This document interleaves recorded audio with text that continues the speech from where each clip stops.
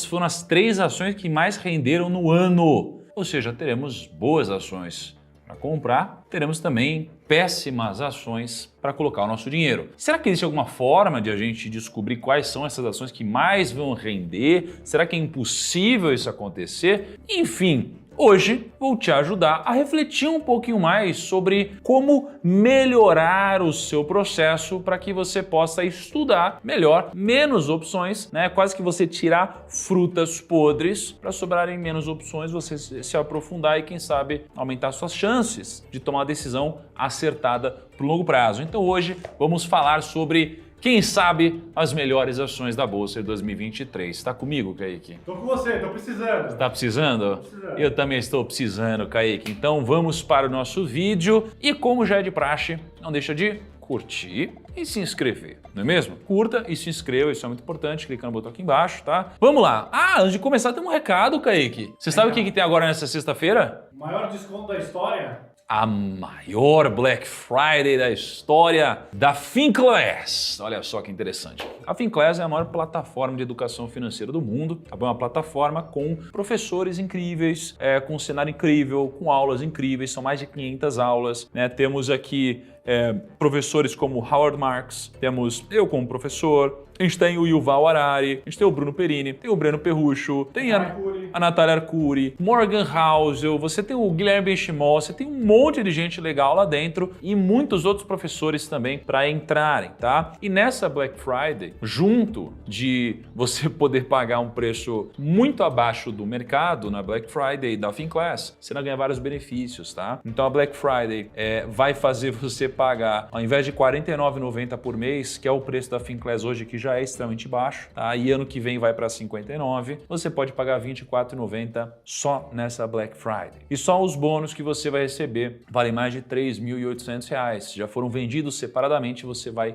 recebê-los agora. E uma notícia importante é que junto desses bônus, um deles é o acesso a um mês de todos os relatórios da Speech. E você vai passar um mês com todos esses relatórios e você vai escolher o que você mais gostou para você ficar com esse relatório ao longo do ano inteiro. Eu estava puxando aqui os resultados das principais carteiras recomendadas da Speech, né? E olha que interessante. Em ações, a gente tem o mercado de ações, né? Desde janeiro de 2020, quando começou a recomendação do mercado de ações aqui na Speech, e o rendimento da bolsa foi de menos 1,98%, enquanto a carteira recomendada da Speech rendeu 8,36%. O índice Small Caps, né, Small 11, rendeu 6,6% desde maio de 2020 e a carteira da Speech rendeu 62,34%. O mercado imobiliário, Real Estate, desde junho de 2021, ele valorizou 2,37%. A carteira recomendada pela Speech subiu 7,32%.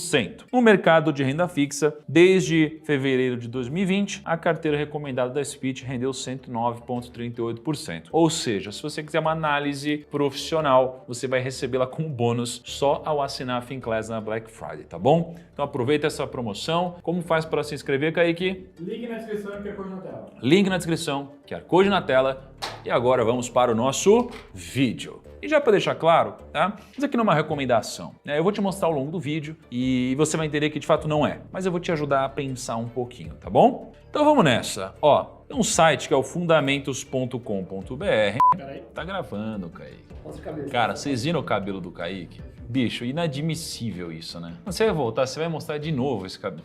Cara, olha o que ele ótimo. fez, cara. Olha só. O que tá ótimo pra quem, Não Kaique? faça, dói muito. Não é que dói pintar o cabelo, Kaique. Você passa Dói. uma tinta aí no seu cabelo. Deixa no comentário cara. se não dói. Entramos no site e aí você vem aqui em empresa. Olha que sacada. Aí se você não filtra nada aqui, você vai clicar em buscar, ok? Aí você vai buscar e você vai copiar tudo. Aí você vai pegar, ó, desce tudo aqui, arrasta daqui de baixo. Ó, então presta atenção nessa dica aqui, galera. Ó, vocês pegam aqui de baixo, clica, arrasta, copia. Aí você vem aqui no Excel. Ó, a gente vem aqui, ó, cola. Olha que interessantíssimo. Primos, a gente acabou de colar os dados de 465 companhias. Algumas estão duplicadas, né? Porque você tem, por exemplo, Petro 3 e Petro 4. Mas a gente tem 465 linhas. tá bom? Então a gente basicamente baixou muitos, né, não todos, mas muitos dados das ações negociadas em bolsa. Então quando eu tenho todos os dados, eu posso começar a fazer alguns filtros e posso tirar algumas maçãs podres. Por exemplo, não necessariamente um negócio que está endividado, tá, é um negócio ruim. Mas se eu parto da filosofia ou do princípio de que um negócio que está muito endividado pode ter muitos riscos, eu falo, não quero investir em um negócio como esse, então eu tiro isso daqui. Então eu tirei todos os negócios que estão muito endividados. Aí eu quero tirar, por exemplo, os negócios que não têm caixa. Eu posso tirar os negócios que não têm caixa. Eu quero tirar os negócios que não estão crescendo nos últimos 5 anos. Eu só quero negócios que estejam crescendo. Eu vou tirá-los. Então, obviamente, se você fosse fazer uma análise profissional, você não iria simplesmente fazê-la apenas dessa forma. Mas, para investidores do dia a dia, o que você quer é não necessariamente escolher o melhor investimento do planeta. Você só quer pelo menos excluir os que são ruins. Porque se você ficar ali entre os melhores, já tá legal para você. Porque o que vai te enriquecer é o trabalho, o investimento vai multiplicar o seu trabalho. Então o que eu fiz aqui? Eu tenho os dados. Primeiro passo de tudo, embelezar essa planilha. Vamos lá, né? Primeiro de tudo, embelezar essa planilha, que o negócio tá muito feio. Eu não consigo lidar com uma planilha feia desse jeito. Deixa o negritinho aqui. Olha só como já ficou melhor, hein? Aí eu pego aqui, já dou uma formatadinha diferenciada. Pronto. Ó, já ficou bem melhor, hein? O que eu vou fazer agora? Eu tenho, por exemplo, a cotação de Hapvida. Cara, eu não preciso saber a cotação de Hapvida aqui, eu não quero olhar para ele, não precisa. Então o que eu vou fazer? Eu vou excluir essa cotação, né? Então, excluir. O que eu vou fazer? Eu vou começar a excluir alguns indicadores. Eu vou excluir o Price Sales Ratio, tá? Não é uma coisa que eu vou usar como filtro. Preço sobre ativo, preço sobre capital giro, preço sobre EBITDA, preço sobre ativo circulante, eu vou tirar. Eu vou tirar aqui o EV/EBITDA, vou olhar só para o EV/EBIT, margem EBIT, margem líquida, liquidez corrente, eu vou tirar. Liquidez eu vou deixar, patrimônio líquido eu vou tirar. Então olha só, o que eu fiz aqui? Eu já dei uma limpada, então eu tenho 465 empresas, né, um pouquinho menos do que isso, e tenho vários indicadores. O que eu preciso ter em mente? Eu preciso ter em mente que não dá para eu olhar para ROIC e ROI ao mesmo tempo para todas as companhias. Por quê? Porque um banco, ele não vai ter o ROIC, né? Se eu filtrar aqui, ó, criei o filtro. Então vamos lá, filtrar por ordem alfabética aqui, ó. Então olha só, primeira coisa, o que eu faço aqui, ó? Eu vou clicar aqui, congelei linha superior, então eu posso rodar para baixo e os indicadores continuam lá. Então olha só, primeiro de tudo, se eu chegar aqui, por exemplo, no I de Itaú, olha o que vai aparecer em ROIC, vai estar zerado. Se eu olhar para Bradesco, né, o B de Bradesco, olha aqui, ó. Você também vai ter um ROIC zerado. Então os bancos, eles geralmente vão ter o ROIC zerado, não é uma métrica aplicável para os bancos. Então o que eu vou fazer? Eu vou criar duas planilhas e a gente vai olhar para isso sob duas óticas. Uma ótica incluindo bancos e uma ótica sem bancos. Então primeiro de tudo aqui, eu vou fazer assim, ó, com ROIC, aí eu vou criar uma cópia disso daqui, criar uma cópia, mover para o final, criar uma cópia e eu vou escrever sem ROIC. Tá bom? Então aqui, ó, sem ROIC, eu vou então excluir ROIC. Então, beleza.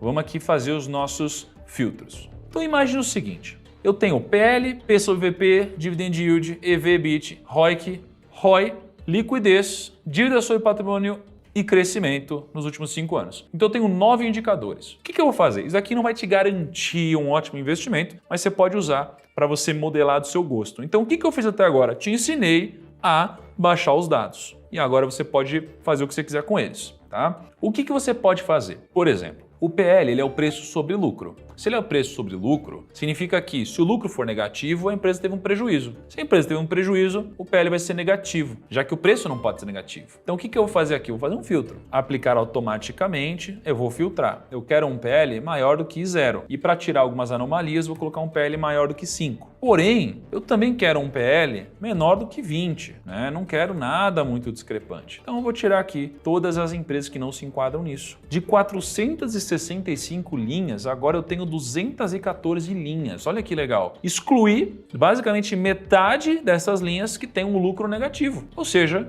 que tem um prejuízo. Não quero empresa que tem prejuízo, por exemplo. P sobre VP. O que seria P sobre VP? O P sobre VP seria eu pegar o preço que a empresa está sendo negociada sobre o valor patrimonial dela. Quanto menor a relação do preço dela sobre o patrimônio que ela tem, mais barata é a empresa. Então imagina assim, né? A empresa está sendo negociada a R$1 milhão e ela tem só de cadeira R$2 milhões. Poxa, a empresa tem de cadeira mais do que ela vale na bolsa hoje. Ou seja, vale a pena eu comprar essa empresa porque se eu quiser, até se eu vender as cadeiras, tenho lucro, né? Então quanto menor o P sobre VP, melhor. E eu vou fazer o quê? Vou fazer um filtro. Eu quero um P sobre VP menor do que 3.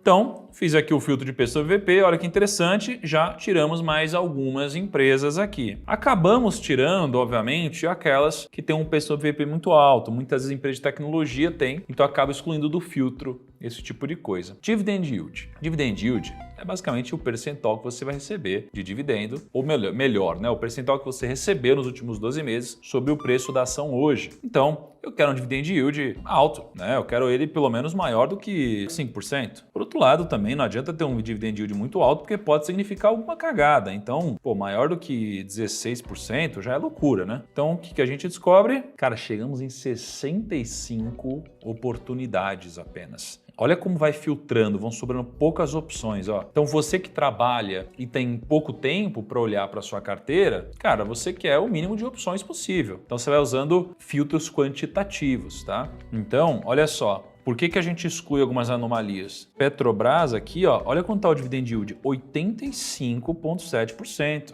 Não dá para eu achar que isso aqui vai acontecer novamente. Seria uma loucura, né? Não é que não possa acontecer, mas é improvável. Então, você exclui algumas anomalias, senão você vai comprar ações de Petrobras falando, nossa, eu vou ganhar 85% de dividendo, que incrível. Não necessariamente, né? Agora eu vou olhar para o EV/EBIT. Então, imagine o seguinte, EV é o Enterprise Value, é o valor da companhia somado-se à sua dívida. Ok? E aí eu vou olhar para o EBIT da companhia. Então imagina que eu tenho quanto a empresa vale, eu tenho o EBIT dela, né? O EBIT seria o Earnings Before Interest and Taxes. Então, se eu tenho o valor da companhia, por exemplo, a companhia vale 1 milhão, e ela tem um EBIT de 300 mil, eu vou ter aqui um EV/EBIT de mais ou menos 3 vezes. Se o EBIT da empresa aumentou, vamos supor que o EBIT agora esteja em 500 mil. Agora o EV/EBIT vai ser 2. Então, quanto menor, melhor. Significa que a empresa está mais barata, entre aspas, né? Ou pelo menos é o que aconteceu. Significa que se ela mantivesse esse EBIT, eu demoraria X anos para receber, né? Para gerar, né, de caixa, basicamente, quanto ela vale. Então, quanto menor, melhor. Então, o que eu vou fazer aqui? Vou fazer um filtro. Vou colocar aqui, pelo menos, ó, menor que 10. Menor que 10.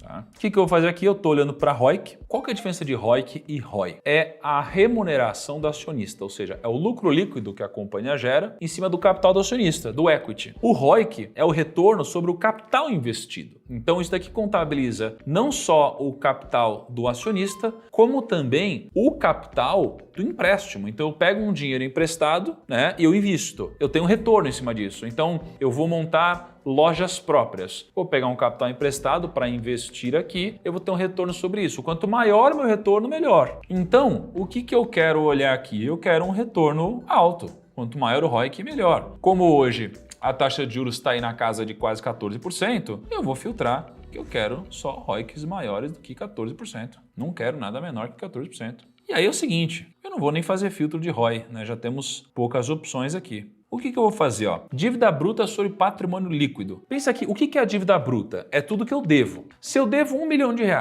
e eu tenho 500 mil reais no banco, no caixa, a minha dívida bruta é 1 milhão. A minha dívida líquida seria 1 milhão menos o que eu tenho no caixa, então seria 500 mil. Então a dívida bruta é só o que eu devo. Então a dívida bruta sobre patrimônio líquido é o seguinte, é tudo que eu devo sobre tudo que eu tenho de ativo menos tudo que eu devo. Então, imagina que eu devo R$1 milhão.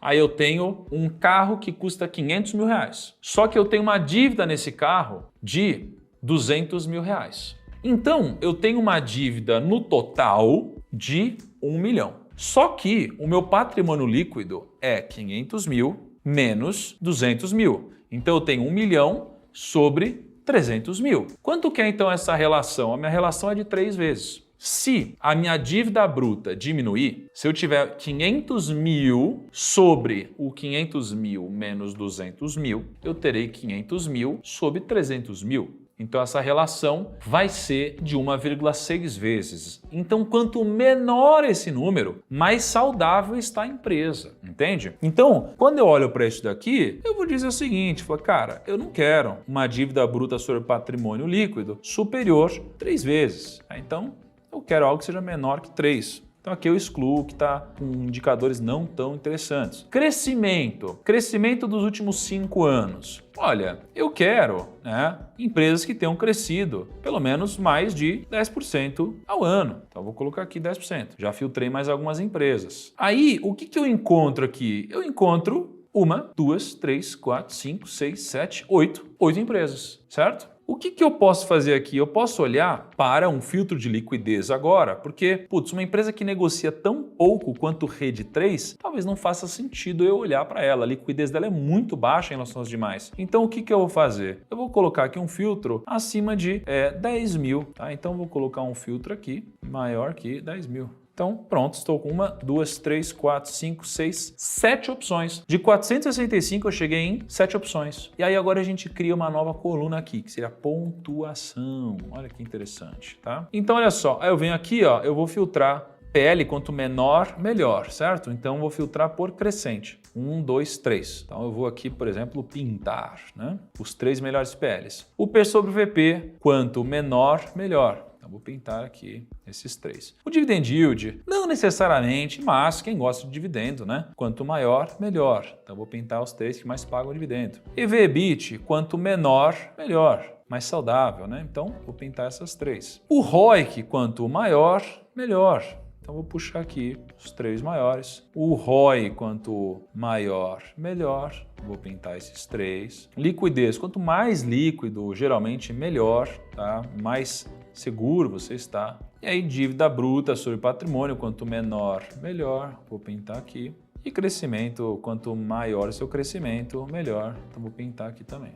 Então o que a gente vai fazer agora? Vamos criar uma pontuação. SLC é 3, tem 3 pontos no ranking, né? Que são 3 verdinhos. RAPT 4, né? Randon dá 1, 2, 3, 4. Então são 4 aqui. RAPT 3, né? Que seria basicamente a mesma coisa, né? 1, 2, 3, 4, 5. A mesma empresa, basicamente. CSN dá 1, 2, 3. Então serão 3. RANI 3 dá 1, 2, 3, 4. Serão 4. LEV 3 seria 1, 2, 3, 4. E WIZ 1, 2, 3, 4. O que a gente faz agora? A gente filtra tudo e eu diria então que essas empresas seriam aquelas empresas que melhor teriam se saído nesses filtros que a gente fez. RAPT, que seria uma única empresa aqui, né? Eu poderia inclusive excluir isso daqui. Eu teria RANI, LEV 3 e WIZ. Então, o que seria interessante depois disso? Cara, olha que mágico, né? Você pegou todos os dados da bolsa, foi excluindo tudo que não faz sentido e você encontrou algumas opções. Significa que você vai colocar o seu dinheiro aqui? Não necessariamente, tá? Não necessariamente. Mas significa que podem ser bons candidatos a você se aprofundar um pouco mais. Então eu venho aqui, ó, RAPT 3. O que é RAPT 3? RAPT 3 é a Randon. Então você vai ver aqui o segmento, né, da empresa, da companhia Randon. E aí você vê o seguinte, ela aqui tem um EBIT, né? Teve um EBIT nos últimos 12 meses de 1,3 bilhão, tá? Um EBIT bem considerável. Ela está valendo 2,8 bilhão. Ela está num PL de 5,3. Quando você olha para o crescimento, ela cresceu 28,9% ao ano, tá? Na receita líquida dela. Quando você olha para a margem, margens interessantes. Quando você olha para a dívida líquida, ela tem uma dívida líquida de 2,7, ou seja, ela deve 5 bi, mas ela tem disponibilidades 2,3 bi e ela gerou de caixa, basicamente, né, que é o EBIT, gerou 1,3 bi. Então, quando você olha para isso, você começa a se aprofundar um pouco mais. O ideal seria você ir no site de RI da empresa, né? Por exemplo, Randon RI, entrar aqui para você conhecer mais sobre o negócio, ver se é algo que merece o seu dinheiro. Você vem aqui nos documentos, aí você vem aqui na apresentação institucional mais atualizada. Aqui você tem a apresentação que toda empresa na bolsa é obrigada a fazer, onde você pode conhecer mais sobre o negócio. Ó, como o negócio é estruturado, time de gestão, quais são as marcas. Você pode conhecer muito mais sobre o negócio, os principais números, tudo que a gente viu lá de forma consolidada, você viu o crescimento. Aí você quer saber qual foi o resultado do trimestre em si, putz, aí você vai baixar o release de resultado, que é uma outra apresentação focada só no trimestre, um pouco mais técnica, tá? Então, para você não precisar pegar todas as empresas da bolsa, entrar no departamento de relação com o investidor, de todas elas, a gente usa esse tipo de filtro para poder, de acordo com a sua filosofia, se aprofundar em menos empresas e poder ficar um pouco mais seguro de onde você vai investir o seu capital. Agora, você tem perfis diferentes, então você pode às vezes escolher uma empresa que não cresce, mas paga muito dividendo, ou você pode escolher uma empresa que não paga muito dividendo, mas cresce muito. Então vai depender muito do seu filtro. E aí eu falei que ia fazer uma sem o ROIC, mas eu não vou fazer porque eu acho que você pegou o que realmente importa, não é? Que tal você fazer isso? Agora que você aprendeu, faça você o filtro e me diz o que você encontrou, quais são as 3 empresas que você encontrou no seu processo de separação de frutas podres, tá? Me conta aí nos comentários e me diz se você gostou desse processo, se fez sentido para você. Lembrando que eu não quero que você compre essas ações, eu só te mostrei o processo de como você poderia fazer para filtrar melhor as suas empresas, mas esse filtro vai depender muito do que você acredita como investidor. Se é um investidor que quer uma empresa que cresce e ainda não distribui lucro, se é um investidor que você quer uma empresa que ela nem cresce muito e nem distribui muito dividendo, mas ela está muito barata, ou seja, ela tem muito dinheiro no caixa, é mais do que ela vale na bolsa, enfim, tem uma série de coisas que você pode fazer. Então é isso aí. Não esqueçam da Black Friday da Finclass.